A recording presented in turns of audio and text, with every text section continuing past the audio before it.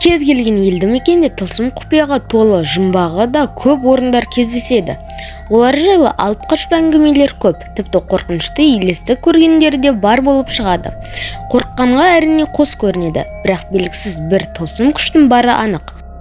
Ормандағы үйлердің бірінде шамамен сағат түнгі 3-4-терде белгісіз бір фигура 2-3 секундқа пайда болады.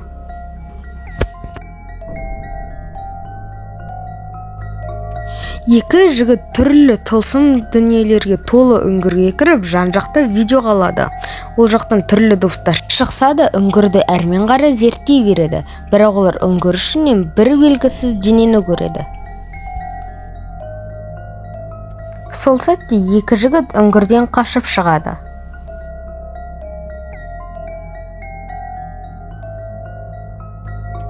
Жаңбырлы күні даладағы камераға белгісіз бір жарық түсіп қалады. Оған мән беріп қараса, ол жарықтың бір орында тұрмай қозғалып жатқанын көреміз. Түнде үй есігінен бір дене пайда болып, ол толығымен шығып, қайтадан артқа бұрылып, үйдің ішіне кіріп кетеді.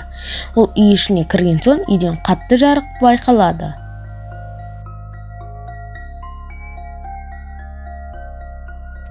Бір адам орманды видеоға түсіре бастайды, бірақ алғашында ештеңе байқалмайды. Бірақ олар бірнеше шақырым жүргеннен кейін орман ішінде жүгіріп жүрген алып денені байқап қалады. Ол видеоға бірнеше секундқа ғана түскен. Оның дене бітімі адамнан үлкен, ал түрі гориллаға ұқсайды.